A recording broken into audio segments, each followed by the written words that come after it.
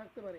আর এইটা যদি আমার অন্যায় হয় আমি যে কোনো শাস্তি মাথা পেতে নেবো। আজকে আমার অনেক ভালো লাগছে তাদের দুজনকে দেখে। আমি না হয় তোমার সাথে সংসার নাই করতে পারলাম, আমার শ্বশুর শাশুড়ি একসাথে থাকুক, আব্বা আম্মা আপনারা ভালো থাকেন, আপনারা সুখে শান্তিতে সংসার করেন আর আমার জন্য দোয়া করবেন।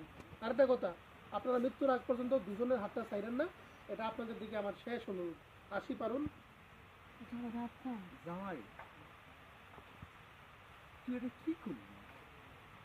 তুই তোর হ্যাঁ যাবো বলে যাবো হ্যাঁ যাবো। তুই এটা কি করবি?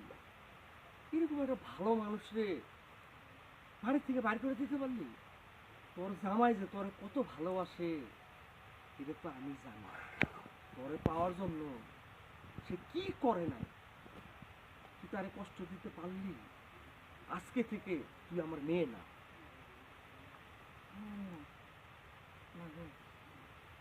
আটকাও, ওর কোনো দোষ নাই।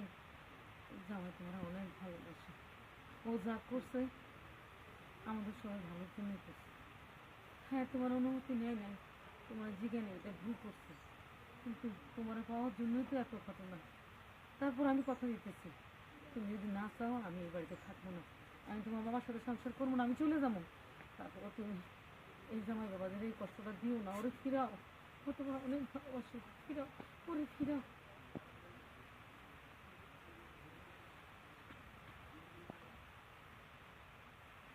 ভাইয়া যখন জামাইরে আনতে গেছে জামাইরে নিয়ে আইছি।